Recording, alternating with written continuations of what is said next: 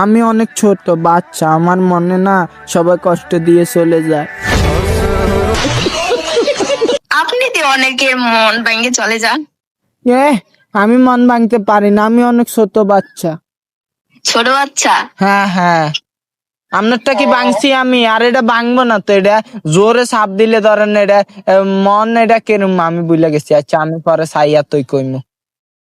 ও আমার আমার কাছে আবার কষ্টিপ আছে, আমি কষ্টিপ দিয়ে এটা জোড়া লাগাই দিমু জান। আপনি তার হর মানে আমার লাগে ফ্যান করেন।